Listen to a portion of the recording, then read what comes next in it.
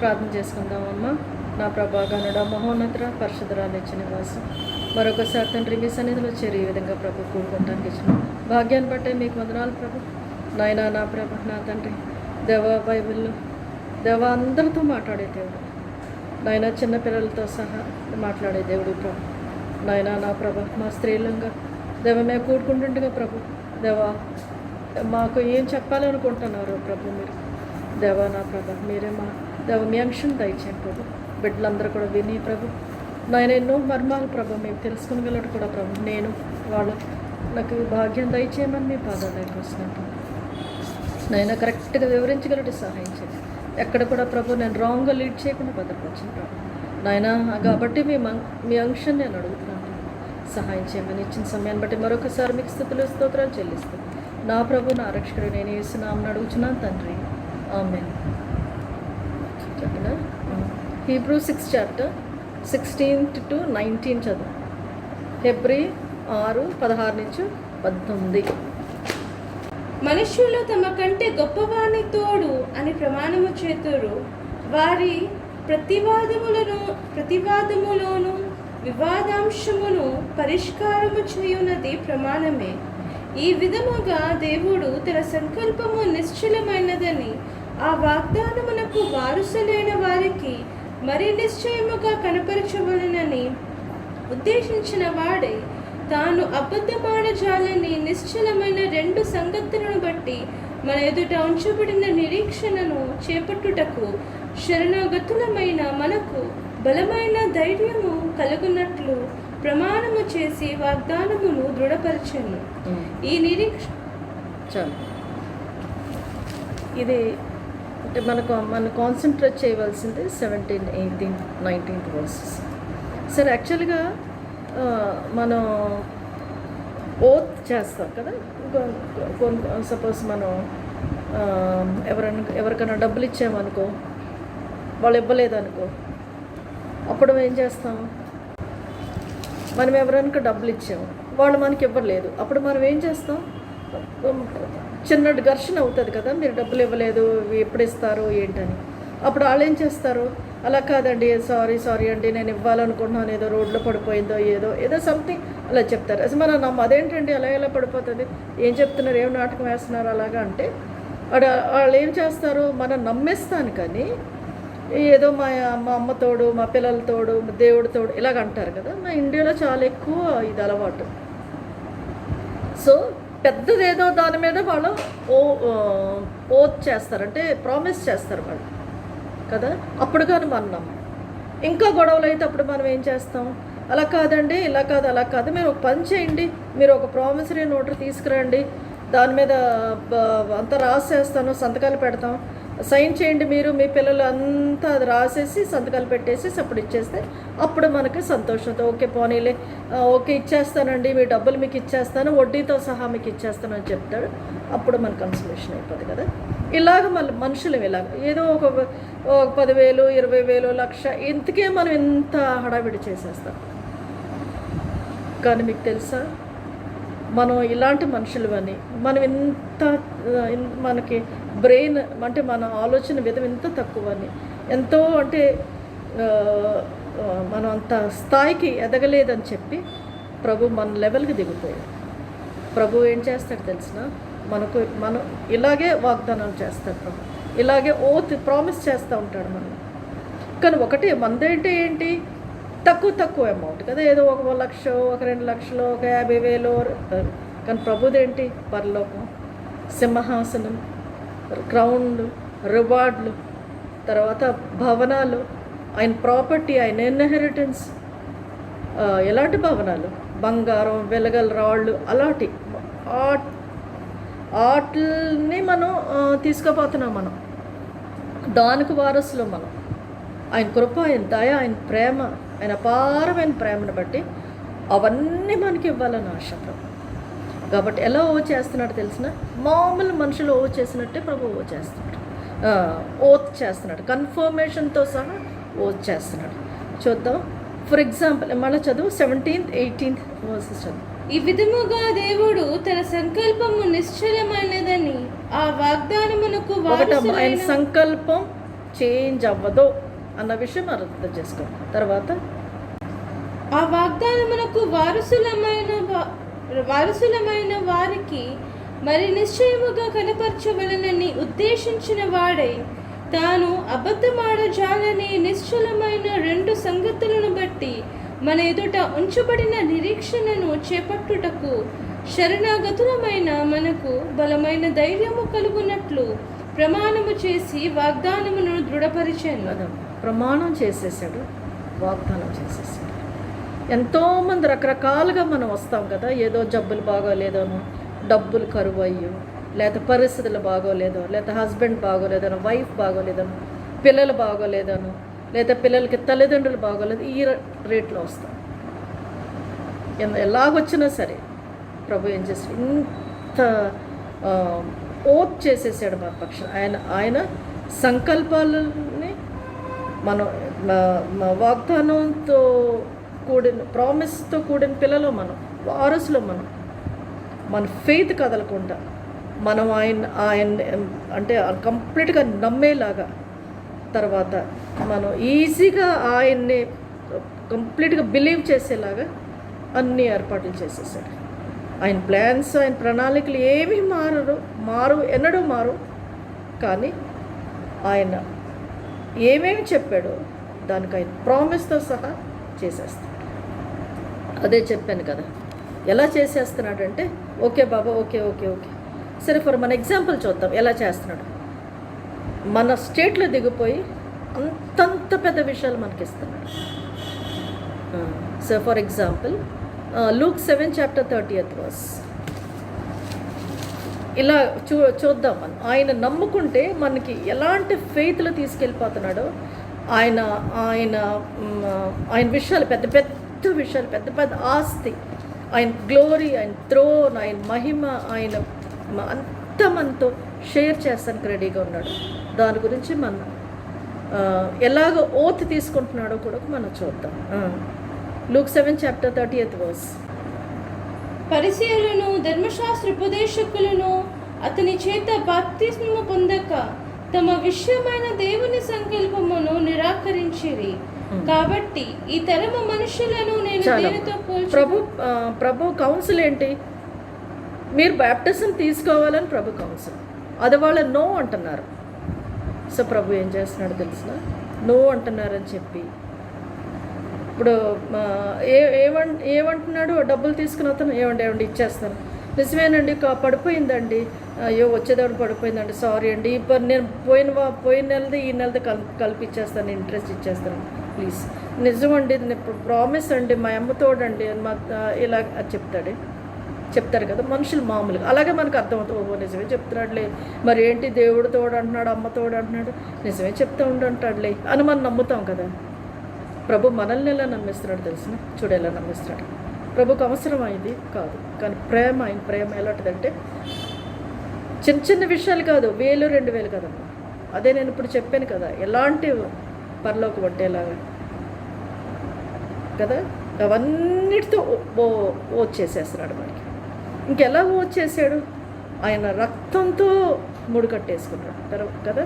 ఇంకోటి ఏమైంది, ఆయన చనిపోయాడు కాబట్టి ఇప్పుడు రాసేసి చనిపోయాడు ఆయన. ఇప్పుడు ఆయనే మార్చుకోవటానికి లేకుండా పరిస్థితుల్లో ఆయన అంత సిన్సియర్, అంత ఫెయిత్ఫుల్ మన పట్ల. అది నేను చెప్తాను ఇచ్చాను. ఫర్ ఎగ్జాంపుల్ ఇప్పుడు కౌన్సిల్, బ్యాప్టిజం తీసుకోమంటున్నాడు కదా ప్రభు, కౌన్సిల్ అది. ప్రభు ఎన్నడూ మారడు, బ్యాప్టిజం తీసుకోవాలంటే తీసుకోవాలి అంతే. ఇప్పుడు కొంతమంది నేను బ్యాప్టిజం తీసుకోను అంటే ప్రభు ఊరికి వదిలే తీసుకోకపోతే ఇంకా నరకానికే ఓకే అని అంటున్నాడు. ఆ నరకం అన్నది అంత ఈజీగా మనకు చెప్పట్లా. ఏమని చెప్తున్నాడు తెలిసిన, బాబా ఆగు అది చూడు నేనేమిస్తున్నాను చూడు అని చెప్తా. 12th verse Colossians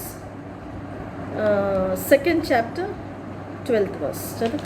మీరు బాప్తిస్మమందు ఆయనతో కూడా పాతి పెట్టబడిన వారై ఆయనను మృతులలో నుండి లేపిన దేవుని ప్రభావమందు విశ్వసించుట ద్వారా ఆయనతో కూడా లేచితిరి. అదే అమ్మ ఏమని చెప్తున్నారో తెలిసిన, మీరు బ్యాప్టిజం తీసుకుంటే నాతో నేను చనిపోయి లెగిసినట్టు మీరు కూడా చనిపోయి లెగిసిపోతారు అంటున్నాడు. ఇంకేమంటున్నాడు, దానివల్ల మీకు ఫెయిత్ వస్తుంది, అది నా ఆపరేషన్ ఆఫ్ గాడ్ అది అని ప్రభు మనకి. అదేలాగా operation of God 13th verse. మరియు అపరాధముల వలనను శరీరమందు సున్నతి పొందక ఉండుట వలనను మీరు మృతులై ఉండగా దేవుడు వ్రాతరూపకమైన ఆజ్ఞల వలన మన మీద రుణముగాను. ఇంకోటి 13th verse ప్రకారం ఏంటంటే ఆయన మన అపరాధాలు అంతా క్షమిస్తానంటున్నాడు 13th verse. ఇంకా ఏమంటున్నాడు, మీ లైఫ్స్ చేంజ్ చేస్తానంటున్నాడు 13th verse. 14th verse ఏమంటున్నాడు, ఇప్పుడు చదువు 14th verse. ఇదంతా కలిసి ఉందా? చదువు. దేవుడు వ్రాతరూపకమైన ఆజ్ఞల వలన మన మీద రుణముగాను మనకు విరోధముగాను నుండిన పత్రమును మేకులతో సిలువకు కొట్టి దాని మీద చేవ్రాతను తుడిచివేసి మనకు అడ్డము లేకుండా దానిని ఎత్తివేసి మన అపరాధములన్నిటినీ క్షమించి ఆయనతో కూడా మిమ్మును జీవింపజేశాను. అది ఏం చేస్తున్నాడు తెలిసిన ప్రభు ఏమంటున్నాడు తెలిసిన, ఆగా నేనేం చేస్తున్నానంటే నేను మొత్తం కొట్టేస్తున్నాను. ఏం కొట్టేస్తున్నాడంట, life threatening rules of God. అంటే ప్రాణం దేవుడు కన్స్యూమింగ్ ఫైర్ కదా, ఏంటది, దహించు అగ్ని. పాపం చేసి సహించడు ప్రభు కదా. ఇలాగా ఎన్ని చోట్ల అయింది, ఇలాంటి ఎన్ని చోట్ల మనం చూస్తున్నాం. అహరోను కొడుకులు స్ట్రేంజ్ ఫైర్ తీసుకొచ్చాడు, వాళ్ళు ప్రభు చంపేశాడు. తర్వాత సున్నతి అన్నది రూల్ తీసుకొచ్చాడు కదా. తర్వాత ఉజ్జియా కూడా చచ్చిపోతాడు, పొరపాటు చేశాడు. తర్వాత కోరా కుమార్తెలు చచ్చిపోతారు, పాపం చేశారు. తర్వాత సబాతులు, ఫీస్ట్లు, తర్వాత ఇక ఇలాంటివన్నీ కూడా ఏంటంటే ఆఫరింగ్లు అవన్నీ కూడా పెట్టేశాడు ప్రభు. నెయిల్ చేసేసాడు క్రాస్ ప్రభు. ఎందుకు చేశాడు ఇవన్నీ? బ్లాట్ చేసేసాడు, తుడిసేసాడు ప్రభు. ఎందుకు చేశాడు ఇవన్నీ కూడా? ఎందుకంటే సపోజ్ ఇవన్నీ చేసేసి మనం ఫ్రీ చేసి, యాక్చువల్గా మన పరిస్థితి ఇది అవ్వాల్సింది. ఏంటది? కీర్తనలో 15:1. కీర్తనలో 15:1. యెహోవా నీ గుడారములో అతిథిగా ఉండదగిన వాడెవడు? నీ పరిశుద్ధ పర్వతము మీద నివసింపదగిన వాడెవడు? అది యాక్చువల్ రూల్. అది ఎవరు అసలు నా కోర్ట్స్లో ఎంటర్ అవ్వేవాళ్ళు ఎవరు అసలు అని అడుగుతాడు. ఏం చేయగలం? ఇప్పుడు చూడు, మనం ఎలాంటి కన్సలేషన్ మనకి ఇచ్చాడంటే, ఇప్పుడు మనం ఎవరన్నా వచ్చేస్తాం కదా, ఆదివారం పరిగెత్తుకు వచ్చేస్తారు కదా, అందరం పరిగెత్తుకు వచ్చేస్తాం. కొంతమంది ఎన్నో పాపాలతో వచ్చేస్తూ ఉంటాం కదా. కొంతమంది ఎవరు సరైన వాళ్ళు అందరం ఏదో పొరపాట్లు, ఏదో తప్పిదం, లేదో అది ఇది వ్యసనాలు, వీక్నెస్లు అన్నీ వచ్చేస్తూ ఉంటాం కదా. ఇంకేంటి, భయం లేకుండా వచ్చేస్తూ ఉంటాం కదా. నేనేంటి మీరేంటి కదా. తర్వాత ఇంకోటి ఏంటి, ఎంత సంతోషం, ఎంత కన్సలేషన్ కదా. కన్సలేషన్ అంటే ఏంటి? సపోజ్ నెలంతా పనిచేసి నెల ఆఖరికి మన జీతం వచ్చిన ఎంతో సంతోషం, ఎంతో తృప్తి కదా. అలాగా ఎన్నో జబ్బులు, వ్యాధులు, బాధలు, కష్టాలు, జబ్బులు ఇవన్నీ వేసుకుని మందిరానికి రాగా ప్రభు ఏదో వస్తాడు, దేవుడు వస్తాడు, బాగు చేస్తాడు, మాకు ప్రార్థన ఆలకిస్తాడు, మా ఆరాధన చూస్తాడు, ఇవన్నీ అనుకుని మనం మందిరానికి పరిగెత్తుకొచ్చేస్తాం. సపోజ్ మన కీర్తనలో 15:1 ఆపేస్తే ఏం చేయగలం మనం? కాదు. ప్రభు ఏం చేసి ఇదంతా కొట్టేసేసి మనల్ని ఈజీ ఎంట్రన్స్ ఇచ్చేస్తాడు మనకి కదా. తర్వాత ఎంత కన్సోలేషను, ప్రభు మందిరానికి వచ్చేస్తే ఎంత తృప్తో అంత తృప్తి. కొన్నిసార్లు ఏమనుకుంటామంటే ఇంకా చాలు, ఇది మందిరానికి వచ్చేస్తే చాలు ఇది అన్నంత తృప్తి ప్రభు ఇచ్చేసాడు కదా. ఓల్డెన్ డేస్లో అలా ఊరుకోలేదే, పొరపాటు చేస్తే తప్పదం చేస్తే అవుట్ కదా. మనకు అలా చేయాలి ప్రభు. కాబట్టి చూడు, ఇంకా ఏంటి కన్ఫర్మేషన్ ఏంటి? మన కన్ఫర్మేషన్ అయిపోయిన తర్వాత యాంకర్, Hebrews 7:21-22. మరియు ప్రమాణము లేకుండా యేసు యాజకుడు కాలేదు గనుక ఆయన వారి శ్రేష్టమైన నిబంధనకు పూట కాపాయను.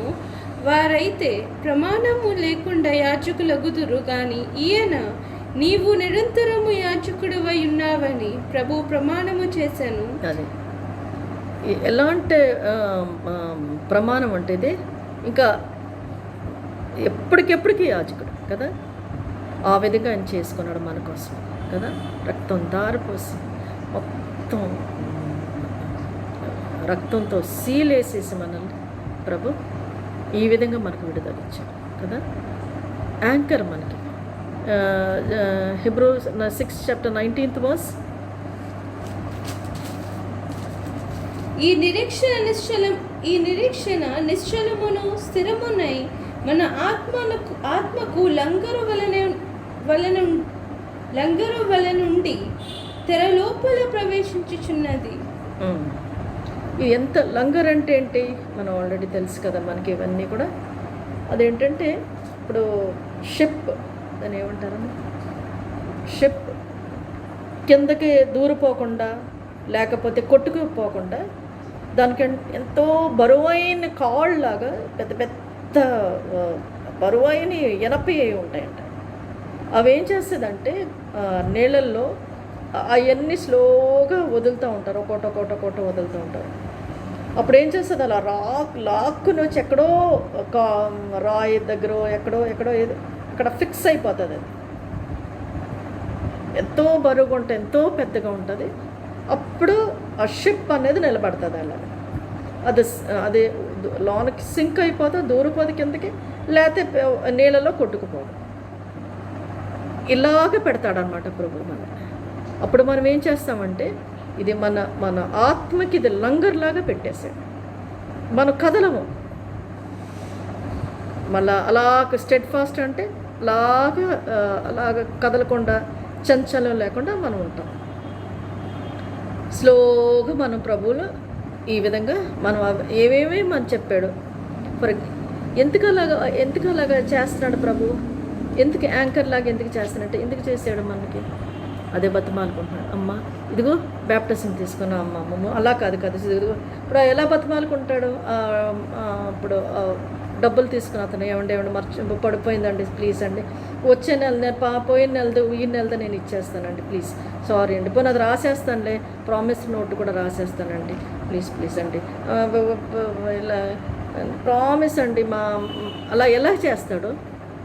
సిమిలర్ వే మన కోసం ప్రభు ఇలా చేస్తాడు. అమ్మ ఇదిగో చూడు, నేను ఇలా శిక్ష తగ్గిసి చేస్తున్నా చూడు. అప్పుడు పాత నిబంధనలో ఇవన్నీ పెట్టాను కదా, అన్నీ తీసేస్తున్నాను. తర్వాత లైఫ్ థ్రెటనింగ్ రూల్స్ నేను తీసేస్తున్నాను. తర్వాత పాపాలు క్షమిస్తున్నాను చూడు. ఇదిగో నువ్వు నాతో పాటు బ్యాప్టిజం తీసుకుని నువ్వు నాతో పాటు మరణించి లెగిసిపోయా అని చెప్పి ఇవన్నీ కూడా ప్రభు మనకి కన్ఫర్మేషన్ ఇస్తున్నాడు ప్రామిస్తో పాటు. ఆ మనిషి ఎలా బతిమాలుకున్నాడు, ప్రభు కూడా ఈ విధంగా బతిమాలి మనల్ని ఇలాగా మనం తీసుకుంటాం. ప్రభు లంగర్లాగా మనల్ని స్టేబుల్ చేసేస్తాడు, సింక్ అవ్వనివ్వడు, ఫెయిత్లు అలాగా నిలబడి అలా చేస్తున్నాడు ప్రభు. కాబట్టి నేను చెప్పేది ఏంటంటే వాగ్దానాలే, ప్రభు కౌన్సిలే, కానీ దాంతోపాటు మన కన్ఫర్మేషన్ గురించి ప్రభు మన కిందకి అంత మనం అర్థం చేసుకునేలాగా దిగిపోతున్నాడు. అది నేను చెప్పేది, ప్రభు అంత ప్రేమ. Next council of God, Hebrew 3rd chapter 1 and 2. ప్రభు బ్యాప్టిజం తీసుకోమన్నది ఇది కౌన్సిల్, వాళ్ళు నో అన్నారు ఎవరు పరిశీలు శాస్త్రం. ఇప్పుడు ప్రభు మనకి చెప్తున్నాడు బ్యాప్టిజం తీసుకుంటాం వల్ల నేను ఎన్నో లాభాలు చేస్తున్నానమ్మా, ఇదిగో చూడు నేను ఎలా చేయట్లేదమ్మా, ఇదిగో ఇలా తగ్గిస్తున్నాను చూడు, ఇలాగ నాతో పాటు బతుకుతావు, నాతో పాటు ఉంటావు, ఇంకా ఏ లైఫ్ థ్రెటనింగ్ పనిష్మెంట్ తీసేసాను, దయచేసి తీసుకో బ్యాప్టిజం తీసుకో, నాతో పాటు బతుకుతావు, పరలోకంలో వస్తావు, తర్వాత నా కోర్టులో ఎంటర్ అయిపోతావు, మందిరంలో ఎంటర్ అయిపోతావు, నీకు ధారాళమైన ప్రవేశం మందిరంలో దొరుకుతుంది, నేను బ్లాక్ చేయను నేను, మళ్ళీ ఎన్ని కొట్టేస్తున్నాను, ఇగో ఈ లైఫ్ థ్రెటనింగ్ ఇవన్నీ కూడా నేను కొట్టేస్తున్నాను, తీసేస్తున్నాను, సిలువలో మేకేసేస్తున్నాను, నేను ఇవన్నీ కూడా తీసేస్తున్నాను, బ్యాప్టిజం తీసుకోమని చెప్తాడు. అంటే ఆ మనిషి ఏ విధంగా అయితే బతిమాలుకుంటున్నాడో ప్రభు మనల్ని ఆ విధంగా బతిమాలుతున్నాడు అని చెప్తున్నాడు. తర్వాత Proverbs 3rd chapter 1 and 2.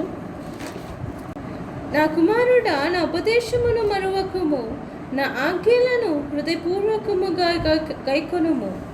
అవి దీర్ఘాయువును సుఖజీవముతో గడుచు సంవత్సరములను శాంతిని నీకు కలుగుచేయును. దయను సత్యమును. Proverbs 3rd chapter 1 and 2 కాదు, 1 and 2 చదువుతున్నావా?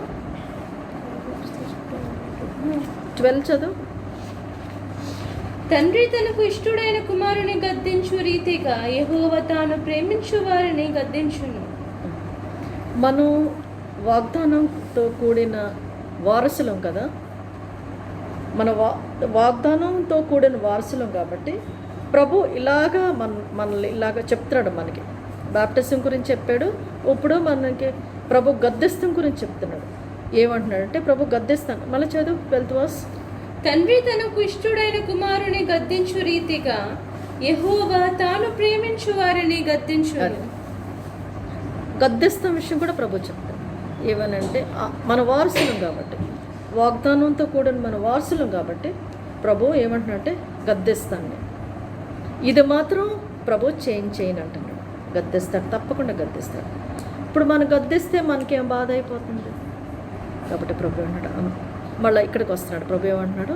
మళ్ళా మనల్ని బతిమాలుతున్నాడు. ఏమంటున్నాడు? Hebrew 12th chapter 5 to 8. నా కుమారుడా, ప్రభు చేయు శిక్షను తృణీకరించకుము. ఆయన నిన్ను గద్దించినప్పుడు విసుగకుము. ప్రభు తాను ప్రేమించు వారిని శిక్షించి తాను స్వీకరించు ప్రతి కుమారుని దండించును. అన్ని కుమారులతో సంభాషించినట్లు మీతో సంభాషించు ఆయన హెచ్చరికను మరిచితిరి. శిక్షాఫలము పొందుటకై మీరు సహించుచున్నారు. దేవుడు కుమారునుగా మిమ్మల్ని చూచుచున్నాడు. తండ్రి శిక్షింపని కుమారుడెవడు? కుమారులైన వారందరూ శిక్షల పాలు పొందుచున్నారు. మీరు పొందని ఎడల దుర్బీజులే గాని కుమారులు కారు. మరియు శరీర సంబంధులైన తండ్రులు మనకు శిక్షకులై ఉండేవి. ఎన్నో విషయాలు చెప్తున్నాను కదా. నేను ప్రేమిస్తున్నాను కాబట్టి గద్దిస్తాను. నేను ప్రేమించిపోతే నేను మిమ్మల్ని గద్దించేవాడిని కాదు కదా. ప్రభు ఇలాగా మనతో ఆయన ఓచ్ చేసుకున్నాడు. ఇదిగో అప్పుడు ఆ మనిషి ఎలా ఓచ్ చేసుకున్నాడు అండి, దేవుడు తోడండి, మా అమ్మ తోడండి, ఎలా చేశాడు? ఓచ్ చేసుకున్నాడు. ప్రభు ఏమన్నాడంటే, ఇదిగో అమ్మ చూడు, మరి మీ తల్లిదండ్రులు గద్దించరేంటి? మరి వాళ్ళు గద్దిస్తారు కదా. నేను గద్దించిపోతే మీరు దుర్బీజులమ్మా. నేను ప్రేమిస్తున్నాను కానీ కాబట్టి మిమ్మల్ని గద్దిస్తున్నానమ్మా అని ఇవన్నీ కూడా ప్రభు చెప్తాడు. ఇంకేం చెప్తున్నాడు? 11th verse. 8th వరకు చదివావా? 9th. మరియు శరీర సంబంధులైన తండ్రులు మనకు శిక్షకులై ఉంటేరి, వారి యందు భయభక్తులు కలిగి ఉంటేమి. అట్లయితే ఆత్మలకు తండ్రి అయిన వారికి మరి ఎక్కువగా లోపడి బ్రతకవలను కదా. వారు కొన్ని దినముల మట్టుకు తమకిష్టము వచ్చినట్టు మనలను శిక్షించేది గాని మనము తన పరిశుద్ధతలో పాలు పొందవలనని మన మేలు కొరకి ఆయన శిక్షించుచున్నాడు. ఇంకేమంటున్నాడంటే, మీరు పరిశుద్ధతలో పాలు అవ్వాలని నేను గద్దిస్తున్నానమ్మా. వాళ్ళ ఇంట్రెస్ట్కి, వాళ్ళ ప్లెజర్ కోసం వాళ్ళు మిమ్మల్ని గద్దించి, నేను అలా కాదమ్మా. మీరు దుర్బీజులు అవ్వకూడదని గద్దిస్తున్నాను. నేను ప్రేమిస్తున్నాను కాబట్టి గద్దిస్తున్నాను. ఇంకా మీరు పరిశుద్ధలో పాలు అవ్వాలని గద్దిస్తున్నాను. ఇంకా చదువు. మరియు ప్రస్తుతమందు సమస్త శిక్షయు దుఃఖకరముగా కనబడునే. ఇప్పుడు కష్టంగా ఉంటుందిలే, కొంచెం కష్టంగా ఉంటుందిలే, ఇప్పుడు అలాగే ఉంటుంది. కానీ ఇంకా చదువు. దుఃఖకరముగా కనబడునే గాని సంతోషకరముగా కనబడదు. అయినను దాని యందు అభ్యాసము కలిగిన వారికి అది నీతి అను సమాధానకరమైన ఫలమిచ్చును. ఈ విధంగా మనం చేసుకొస్తాను కానీ ప్రభు ఓట్ చేస్తున్నాడు. అమ్మ ఇలా చేస్తాను, ఇదిగో ఇవన్నీ నేను చేస్తున్నానమ్మా. మిమ్మల్ని పరిశుద్ధలో పాలు అవ్వాలని చేస్తున్నాను, మిమ్మల్ని ప్రేమిస్తున్నాను కాబట్టి చేస్తున్నాను, మీరు దుర్బీజులు అవ్వకూడదని చేస్తున్నాను. తర్వాత పీస్ఫుల్ ఫ్రూట్స్ ఆఫ్ రైచియస్నెస్ రావాలని చేస్తున్నాను. ఇవన్నీ కూడా చెప్తున్నాడు. ఇంకేం చెప్తున్నాడు తెలిసిన 1 Corinthians 11 chapter 32 verse. మనము తీర్పు పొందిన ఎడల లోకముతో పాటు మనకు శిక్షావిధి కలగకుండానట్లు ప్రభు చేత శిక్షింపబడుచున్నాము. అమ్మా మీరు నేను ఇప్పుడు మిమ్మల్ని శిక్షించిపోతే వాళ్ళతో పాటు నేను శిక్షించవలసి ఉంటుందమ్మా మీరు. కాబట్టి వద్దు, కాబట్టి నేను శిక్షిస్తున్నాను. కాబట్టి జబ్బులు, కాబట్టి కరువు, కాబట్టి పేదరికం, కాబట్టి వస్త్రహీనత, కాబట్టి కరువు, ఏం పర్వాలేదమ్మా, వాళ్ళతో పాటు నేను మిమ్మల్ని తీర్పు తీర్చకూడదనే నేను ఇలా గద్దేస్తున్నాను అని ప్రభువుని చెప్పుకున్నాను. మనకి ఇవన్నీ కూడా ఏం చేస్తున్నానంటే ఇదిగమ్మా, ఇదిగో ఆ మనిషి ఎలాగా చెప్తున్నాడు, ఇచ్చేస్తానండి, రెండు నెలలతో కూడా ఇంట్రెస్ట్తో సహా కల్పించేస్తాను, తోడండి దేవుడు తోడండి, పడిపోయి ఎలా చెప్తున్నాడు. ఆ మనిషి వేరుగా అంటే అల్లలోక రీతిగా చెప్తుంది. ప్రభు ఇంత తగ్గించుకొని మనకి ఇలాగే చెప్తుంది. ఏమనంటే అమ్మ ఇదిగో నీకు పరిశుద్ధిలో పాలవ్వాలని, ఇదిగో నువ్వు ఈ లోకంతో శిక్షించకూడదు. అక్కడ వద్దు, నేను శిక్షించలేని వాళ్ళతో పాటు వాళ్ళకి అదే అంటే ప్రభు ఏంటంటే అదిగో వాళ్ళు ఎన్ని పాపాలు చేస్తున్నారు, హ్యాపీగా ఉంటున్నారు, గబగబా పెళ్ళిళ్ళు అయిపోతున్నాయి, ఓ కార్లు కొనేసుకుంటున్నారు, పిల్లలు కొనేస్తున్నారు, వాళ్ళు చక్కగా అదేంట బిజినెస్లు చేసేసుకుంటున్నారు, సంపాదించేసుకుంటున్నారు, డబ్బులు కన్ను మినెరకుండా ఉన్నారు. మేమేం ప్రభా అని ప్రతి ఆదివారం మందిరానికి వెళ్తుంటే మాకు ఇదా అని మనం అనుకుంటామని ప్రభాతే చెప్తాం. కాదమ్మా, లోకంతో పాటు మిమ్మల్ని తీర్పు తీర్చకూడదనే మీకు ఇలాగ శిక్షిస్తున్నాం. మనం పొరపాట్లు చేస్తున్నాం కాబట్టి పొరపాట్లకి పనిష్మెంట్, చిన్న పనిష్మెంట్స్ నేను ఇచ్చేస్తున్నాను, ఇక్కడే ఇచ్చేస్తున్నాను, పైన మీకు వాళ్ళ పరిస్థితి అలా కాదు, డైరెక్ట్గా యుగాలు నరకులనే తీసేస్తాను. కాబట్టి ప్రభు ఏమంటాడు, నేను గద్దిస్తున్నాను, అందుకనే గద్దిస్తున్నాను. చూడు, ఇవన్నీ కూడా ప్రభు ఎక్స్ప్లెనేషన్ మనకి ఇస్తున్నాడు కదా. ప్రభు ఓతో సహా ఆ మనిషి ఎలాగో ఒక్కసారి ఇది చదువున్నాను అప్పుడు నీకు నాకు అర్థం కాదు. Hebrew 6th chapter 16th verse ఒకసారి చదువు. మనుషులు తమ కంటే గొప్పవాని తోడు అని ప్రమాణము చేతురు, వారి ప్రతివాదములోను వివాదాంశమును పరిష్కారము చేయున్నది ప్రమాణమే. అది పెద్దవాళ్ళు విషయంలోనే చేస్తారు కదా. అదిగో ఇలాగ దేవుడు తోడు, ఆ తోడు, ఈ తోడు అంటారు కదా. ప్రభు ఇలాగంట. ఇంకా ప్రభు ఏమంటున్నాడంటే, ఎందుకు అక్కడక్కడ మనకున్న గొడవ ఆగిపోవాలి అంతే. ప్రభుకు మనకి ఏ గొడవ లేదు, ఎందుకంటే ఇన్ని చెప్పేస్తున్నాడు ప్రభు, గొడవ లేకుండా ఆపేయాలని. ఆ మనిషి ఏం చేశాడు, గబగబా ప్రామిసరీ నోట్లో రాసేసి, అదిగో నేను కట్టలేకపోతున్నా, పిల్లలు కట్టేస్తారని సంతకాలు గింతకాలు అన్నీ పెట్టేసేసి ఎలాగిచ్చేసాడు. అక్కడితో గొడవ ఆగిపోతుంది కదా. మనమేమనుకుంటాం, ఓహో ఇస్తాడులే, వీళ్ళు కాకపోతే వాళ్ళ పిల్లలు ఇస్తారులే, ఏముంది ఇంట్రెస్ట్తో సహా ఇస్తారులే అని మనం ఎలా సంతోషంగా ఉంటాము. ప్రభు కూడా అక్కడక్కడ మనకున్న ఇది అంటే వైరం ఆపేస్తున్నాడు, అక్కడక్కడ ఆపేస్తున్నాడు. ఆపేసి ప్రభు ఇవన్నీ చెప్తున్నాడు. అమ్మ ఇదిగో తిడుతున్నాను, ఎందుకు తిడుతున్నాను, ఇదిగో ఇదన్నిటికీ అందుకనే నేను చేస్తున్నాను అని చెప్పి మనకున్న అది డిఫరెన్సెస్ ఆపేస్తాడు. తర్వాత ఇంకేంటి, మనం ఇవన్నీ చేసి మన కన్ఫర్మేషన్ చేస్తున్నాడు. పైన ఇలాగ ఉంటుందమ్మా, లంగర్లు ఏం బాధపడద్దు, తప్పకుండా మీరు పైకి వచ్చేస్తారు. వాళ్ళకన్నారు నీకు కాదు. ఇలా శిక్షించకపోతేనే మనకు ప్రాబ్లం, శిక్షిస్తే మనకు ప్రాబ్లం. ఇవన్నీ కూడా మనకు ప్రభు కన్ఫర్మ్ చేస్తాడు. సరే ఇంకొకటి చూడమ్మా, John 1st chapter 12th verse 13th verse.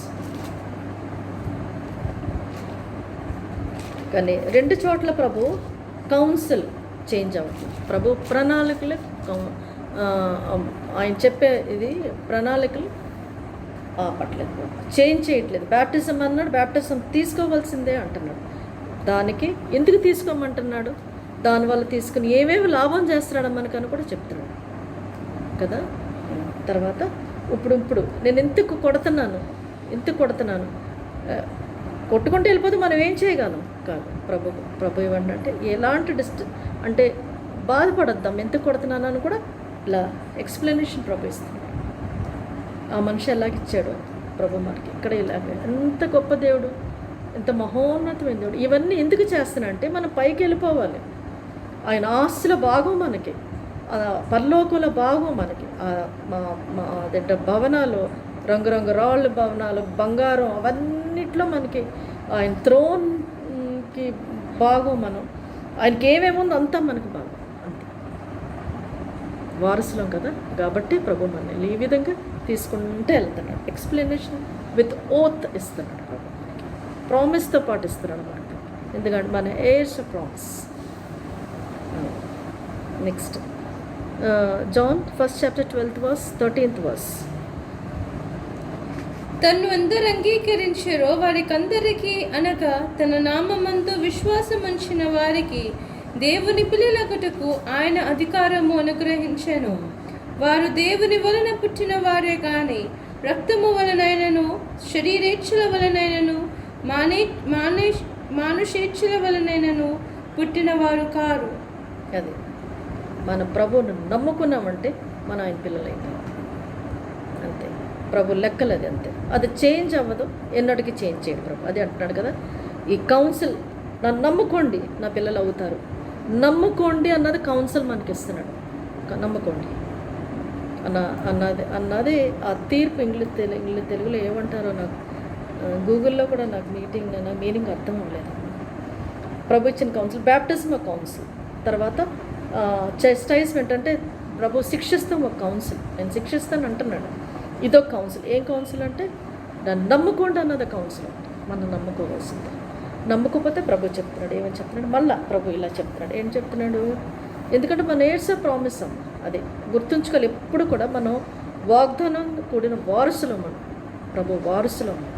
మనం నమ్మను తెలిసినా తెలియకపోయినా, నాకు అర్థం అవ్వకపోయినా, నాకెంత అర్థమవుతుందో మీకు ఎంత అర్థమవుతుందో మనకు తెలియదు. అయినప్పటికీ ప్రభు చెప్తున్నాడు, అలాగే బతిమాలే చెప్తున్నాడు. ఇంకా నెక్స్ట్ ఇంకోటి ఏంటి, ఎందుకు నమ్మకోమంటున్నాడు. John 3rd chapter 15th verse 18th verse.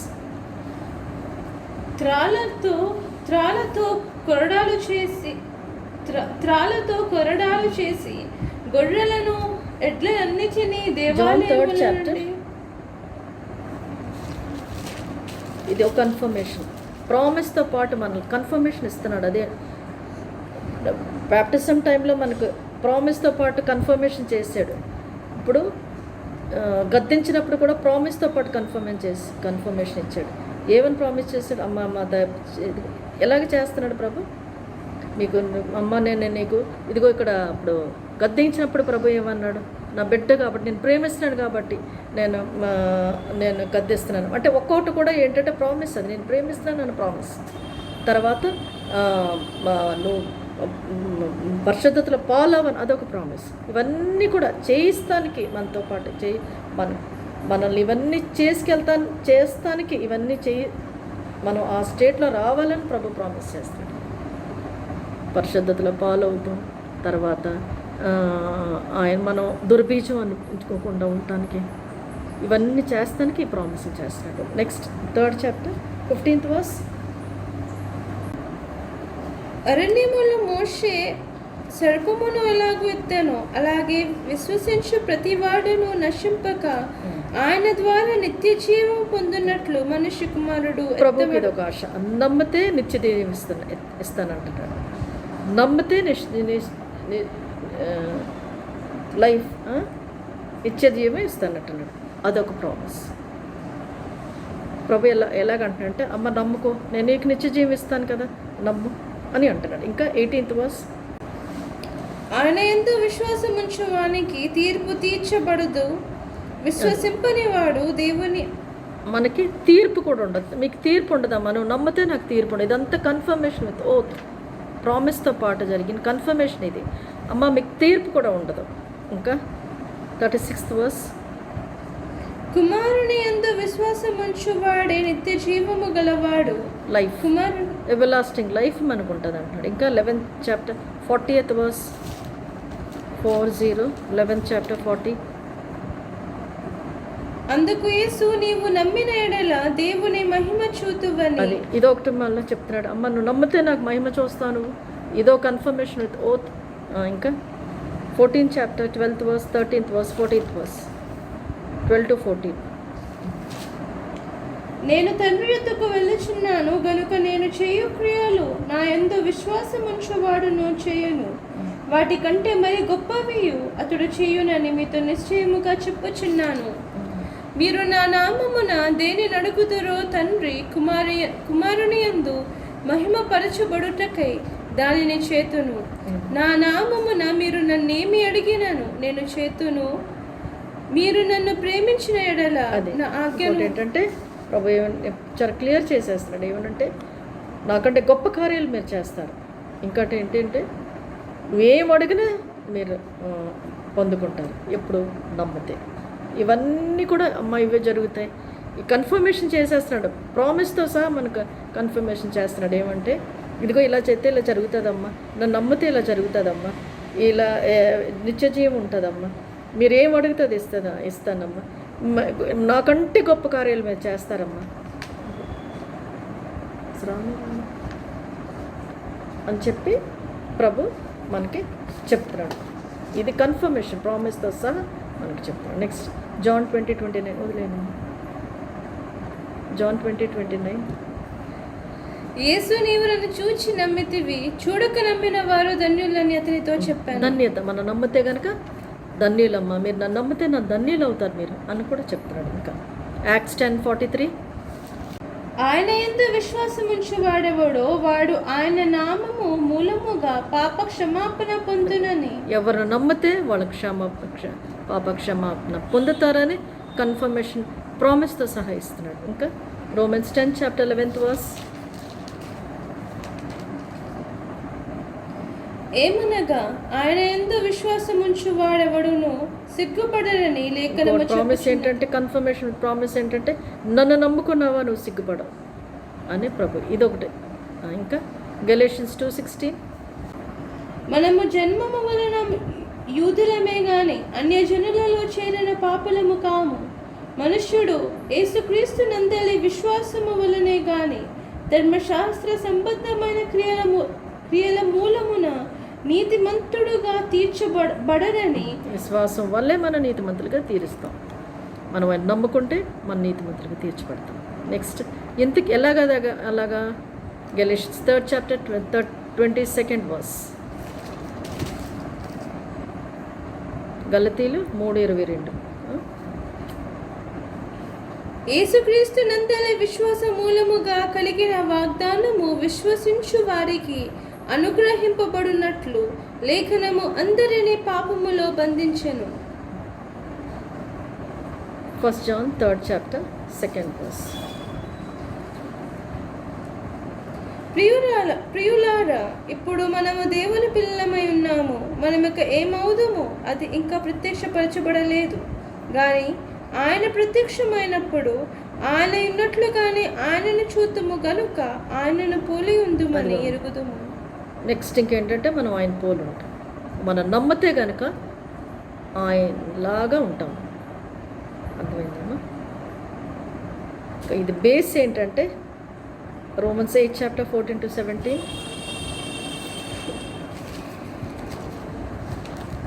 ఈ లంగర్ ఏంటి, యాంకర్ ఏంటి దీనికి? దేవుని ఆత్మ చేత ఎందరూ నడిపింపబడుదురో వారందరూ దేవుని కుమారులయ్యుందరు. ఏలైనగా మరలా భయపడుటకు మీరు దాస్యపు ఆత్మను పొందలేదు గాని దత్తపుత్రాత్మను పొందితిరి. ఆ ఆత్మ కలిగిన వారమై మనము అబ్బా తండ్రి అని మొరపెట్టుచున్నాము. మనము దేవుని పిల్లలమని ఆత్మ తానే మన ఆత్మతో కూడా సాక్ష్యమిచ్చుచున్నాడు. మనము పిల్లలమైతే వారసులము, అనగా దేవుని వారసులము, క్రీస్తుతో కూడా మహిమ పొందుటకు ఆయనతో మనం లోకస్తులే అంటారు మనం దేవుని బిడ్డలు, మీరు దేవుని బిడ్డలు అని కదా. ప్రభు కూడా అంటాడు, లోన ఆత్మ కూడా అంటారు నువ్వు దేవుని బిడ్డవి. అబ్బా అంటాం మనం. అది ఎలాగొస్తుంది? లోన నుంచి వస్తుంది కదా. మన స్పిరిట్ మనకు విట్నెస్ ఇస్తుంది నువ్వు దేవుని బిడ్డవి కదా. ఓకే. ఇంకోటి, మనం ఇప్పుడు దేవుని పిల్లలమైతే దేవుడిని నమ్ముకుంటే మనం ఆయన పిల్లలు కూడా. According to John 1st chapter 12th verse, ఆయన నమ్ముకుంటే ఆయన నమ్మితే మనం ఆయన పిల్లలు కూడా అవుతాం. దేవుని పిల్లలు కూడా అవుతాం. దేవుని పిల్లలు అయితే ఏమంటే మన వారసులు అంటే దేవుని పిల్లలు అయితే ఆయన స్పిరిట్ మనలో ఉంటుంది. స్పిరిట్ మనకు చెప్తుంది నువ్వు ఆయన దేవుని బిడ్డవని. ఆయన మన దేవుని బిడ్డలు అయితే మన వారసులం కూడా, వారసులం అయితే దేవుని వారసులం కూడా, మళ్ళీ ఇంకా జాయింట్ హెయిర్స్ తోటి వారసులం కూడా. ప్రతి దాంట్లో మన షేరింగ్ ఉంటుంది. ప్రాపర్టీలో, థ్రోన్లో, ఇంకా లెగసీలో, పవర్, గ్లోరీ, ప్రతి దాంట్లో మన షేరింగ్ ఉంటుంది.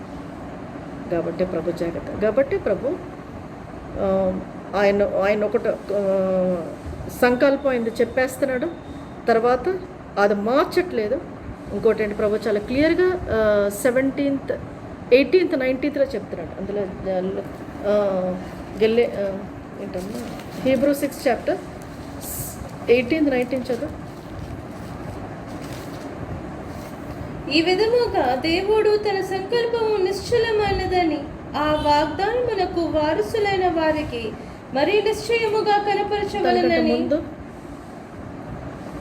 మనుష్యులు తమ కంటే గొప్పవాని తోడు అని ప్రమాణము చేతురు.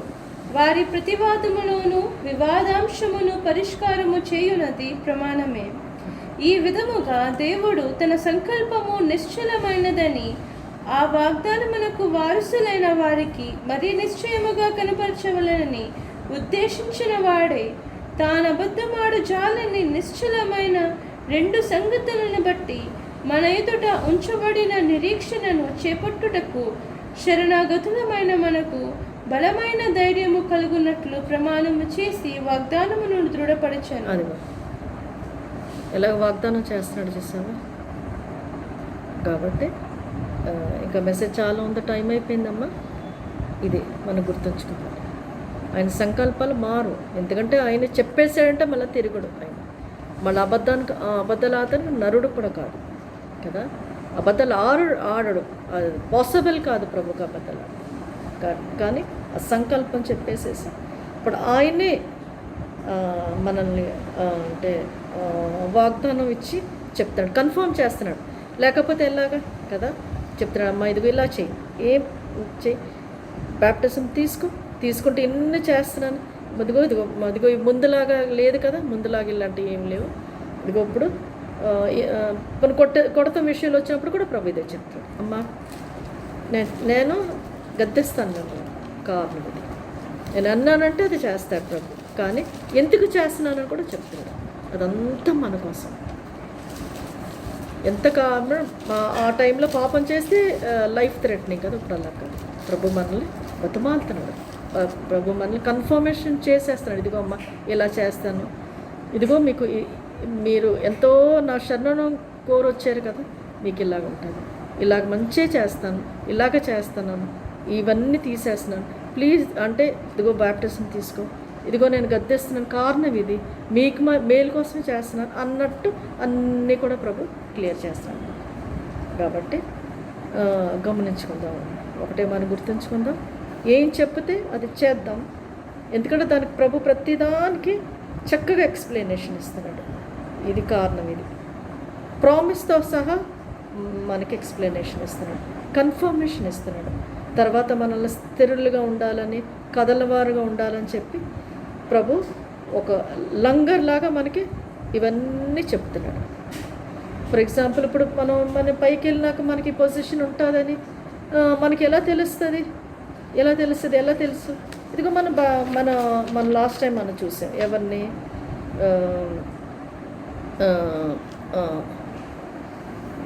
అబ్రహాం అని చూసాం కదా. అబ్రహాం అని చూసాం, ఎక్కడున్నాడు? పరలోకంలో బెగ్గర్ ఆయన బోసంలో ఉన్నాడు ఈతను. అయితే ఆ ధనవంతుడు ఏమంటున్నాడు, అబ్రహాం ప్లీజ్ మాకు అదిగో వాళ్ళు నశించిపోతున్నారు, దయచేసి వాళ్ళకి చెప్పుతానికి ఇక్కడి నుంచి ఒక మనిషిని పంపమంటే అబ్రహాం ఏమన్నాడు, వద్దు, వాళ్ళ ప్రవక్తల మాటలు వాళ్ళ మాటలు విని వాళ్ళ రక్షణ పొందవలసింది అంతే, ఇక్కడి నుంచి ఎవరు వెళ్ళరు అని ప్రభు చాలా క్లియర్గా, అబ్రహాం చాలా క్లియర్గా చెప్పేస్తాడు. అదే ప్రభు చెప్పింది కాదు, అది అబ్రహాం చెప్పేసింది. నీళ్ళు చుక్క ఒకటి ఏమంటే అది కూడా యాక్సెప్ట్ చేయట్లేదు. నువ్వు లోకంలో ఉన్నప్పుడు నువ్వు సుఖపడ్డావు, అప్పుడు ఎత్తున దుఃఖపడ్డాడు, లాస్ట్ దుఃఖపడ్డాడు, ఇప్పుడు నువ్వు దుఃఖపడుతున్నావు, అతను సుఖపడుతున్నాడు అని చెప్పి అది కూడా క్లియర్ చేసేసాడు. కాబట్టి ఈ పొజిషన్లో ఉన్న పైకి వెళ్ళిన వాళ్ళు ఎలాంటి పొజిషన్లో ఉన్నారని మనకి స్కాన్ రిపోర్ట్ చూపిస్తుంది బైబిల్. కాబట్టి అలాంటి పొజిషన్స్కి మనకి వెళ్ళిపోవాలని ప్రభు ఆశ. మనం ఎందుకంటే మనం ప్రామిస్ వారసులం, ప్రామిస్తో కూడిన వారసులు ఉన్నాం కాబట్టి, ఆయన పిల్లలం కాబట్టి, సన్స్ ఆఫ్ గాడ్ కాబట్టి ప్రభు నెమ్మదిగా మనల్నిగా చెప్పి చేయిస్తున్నాడు. ఇవన్నీ కూడా నెమ్మదిగా చెప్పి చెప్పి చెప్పి చెప్పి ముందులాగా కాకుండా చెప్పి చెప్పి చెప్పి ఇవన్నీ మనతో చేయిస్తున్నాడు. సరే, ప్రార్థన చేసుకుందాం. ప్రభా, నా ప్రభా, ఘనుడ, మహోన్నత దేవా, ఇచ్చిన ఈ మెసేజ్ని బట్టి మీకు వందనాలు ప్రభు. నేను ఎలా చెప్పగలిగానో తెలియదు నైనా, బిడ్డలు అర్థం చేసుకోగలరికి సహాయం చేయండి. అంటే మీ యాంక్షన్ ప్రభాతో ప్రభు బిడ్డలు దేవా, మీరే దేవా బిడ్డలతో మాట్లాడి ప్రభు నాయనా, వాళ్ళు ఇంకా క్లియర్గా అర్థం చేసుకోగలరికి సహాయం చేయండి నాయనా. నా ప్రభు దేవా, ఇవన్నీ అర్థం చేసుకుని ప్రభు నాయనా, మేము కరెక్ట్గా స్టెప్స్ తీసుకోగలిగి సహాయం చేయండి ప్రభు. దేవానికి దేవా, ఆ రోజుల్లాగా ప్రభు నేను ఎవరు రమ్మన్నారు నా ఆభరణాల్లో అని మీరు అనలేకోకుండా ప్రభు నాయన, ఎవరన్నా ఇప్పుడు ఏ టైంలో ఏ పరిస్థితుల్లో ఎలాగన్నా ప్రభు మేము వచ్చే ఛాన్స్ మీరు మీకు కలిగజేశారు నాయన. ఆ మనిషి ఏ విధంగా అయితే దేవా ఏ విధంగా అయితే ప్రభు ప్రామిస్ చేశాడో మామూలు మనిషి నాయన, ఆ విధంగా మీరు ప్రామిస్ చేసి మాకు దేవా మమ్మల్ని పైకి తీసుకెళ్ళాలని దేవా, మీ స్వాస్థ్యం, మీ దేవా, మీ యొక్క ప్రాపర్టీ అన్నీ కూడా ప్రభు మేము అది తీసుకోవాలని మీ ఆశ ప్రభు. ఎవ్వరం కూడా ప్రభు ఫూల్స్ లాగా ఉండిపోకూడదని మీ ఆశ. కాబట్టి ప్రభు మీరు బతిమాలి మాకు కన్ఫర్మేషన్ చెప్పి నాయన, ఏమేమి చేస్తున్నావో, మాకు ఎందుకు చేస్తున్నావు, ఏవే లాభాలు చేస్తున్నావు అని చెప్పి ప్రభు మమ్మల్ని బతిమాలి ప్రభు, మమ్మల్ని తీసుకెళ్తాం. దానికోసం మీరు మనుషులాగా ప్రామిస్ కూడా చేసేసారు, ఓట్స్ తీసేసుకున్నా ప్రభు, కన్ఫర్మేషన్ చేసేసారు నాయన. ప్రభా మాకు దేవ ఒక యాంకర్ లాగా చేసేసుకో, అంత మేము కదలకుండా ప్రభు మాకు ఆ విధంగా స్థిరపరుస్తున్నాం ప్రభు. అందుని బట్టి మీకే స్తుతులు స్తోత్రం చెల్లిస్తున్నాం. నా ప్రభు, నా రక్షకుడైన యేసు నామమున అడుగుచున్నా తండ్రి, ఆమేన్.